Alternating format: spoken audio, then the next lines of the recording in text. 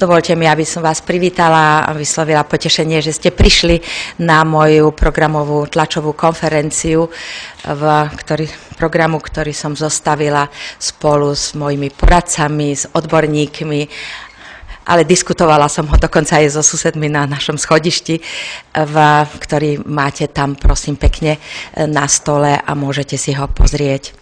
Nie je zas taký veľmi obsažný v tejto forme. Vybrala som pre neho názov 3x7 pre 21. storočie. Je to trochu symbolické, ale zároveň to obsahuje vlastne tých 7 najdôležitejších rozhodnutí, ktoré budeme musieť v blízkom čase urobiť, pretože nás tie nerozhodnuté kauzy a nerozhodnuté projekty stoja čas, peniaze a energiu. Ja za tieto rozhodnutia ponesiem zodpovednosť. Obsahuje to aj 7 mojich sľubov, lebo je to volebný program.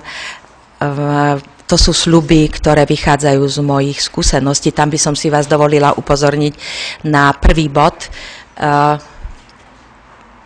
Veľmi často zvyknem hovoriť, že pre turistov už sme pripravili 5 hviezdičiek, ale my sami žijeme v prostredí, ktoré má asi 2 hviezdičky. Takže môjim prvoradým záujmom sú Bratislavčania. Bratislavčania, náš životný priestor, naše pohodlie, naša bezpečnosť.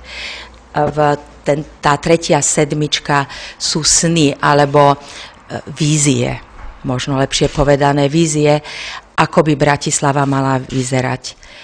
Bratislava od roku 1993 je nespochybniteľným hlavným mestom Slovenskej republiky a od roku 2004 jedným z 27 hlavných miest Európskej únie.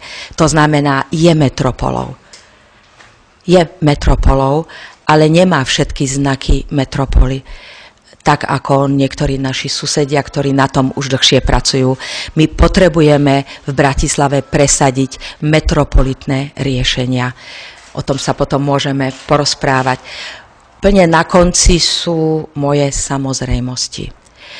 Keď som zostavovala tento program, uvažovala som o tom, kde zaradím to, že budú elektronické aukcie, že magistrát bude perfektne fungovať, že úradníci budú vľúdni k Bratislavčanom, že všetky faktúry, zmluvy, všetky projekty, všetky dotácie budú zverejnené na webovej stránke, aby si odborníci, ale aj verejnosť mohla pozrieť, ako magistrát krok za krokom ide.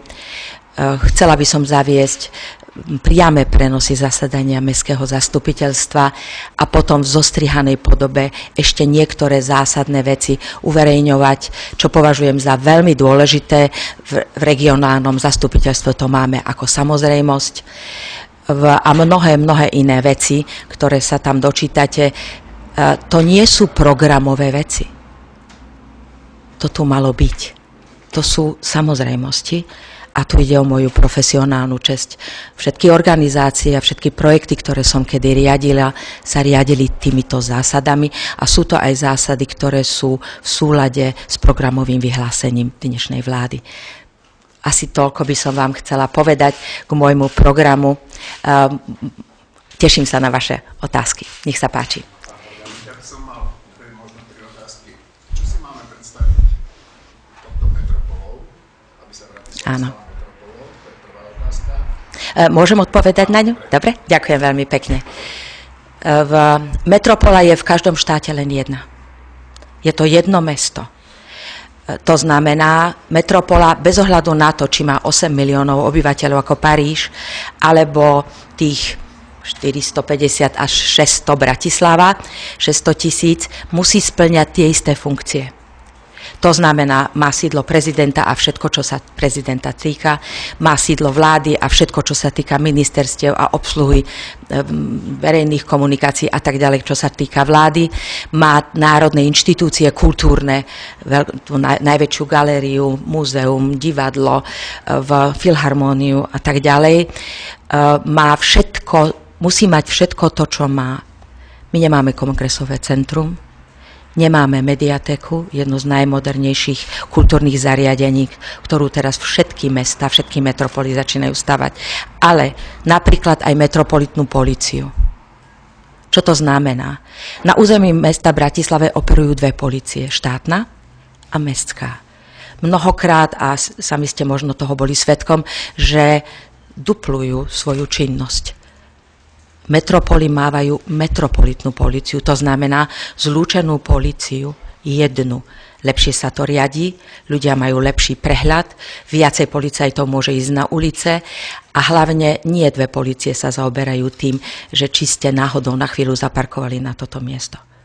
Ja si myslím, že toto je veľmi dôležité. Táto debata sa teraz vedie v Čechách veľmi intenzívne, pred voľbami tiež, a myslím si, že celkom správne. Bratislava potrebuje metropolitnú políciu. Stačí vám to? Otázka, ak dovolíte. Včera televízia Markíza odsielala veľmi dobrú reportáž o korupcii v Starom meste. Čo chcete robiť s korupciou? Každý váš predchodca sľuboval, že korupciu zničí a nezničí. Nakoniec je podľahou. Ako si chcete s tou korupciou poradiť, pani Vašáriová?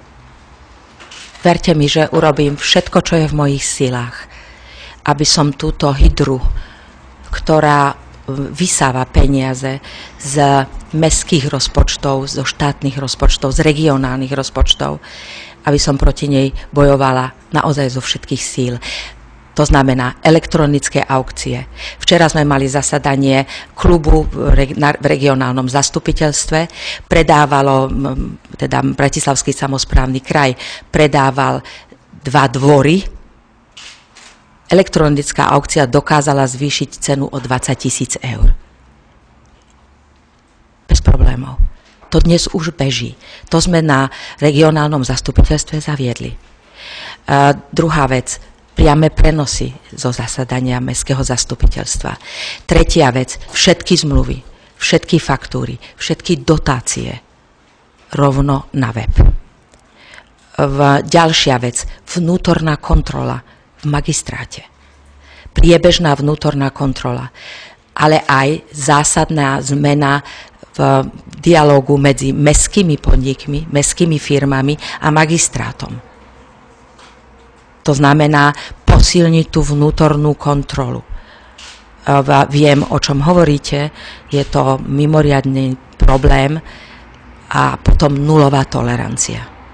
Nulová tolerancia, to je základ. A stačí, keď to urobíte raz, dvakrát, a som presvedčená, že všetci sa prispôsobia. Aspoň také sú moje skúsenosti s tým, keď som viedla nejaké organizácie.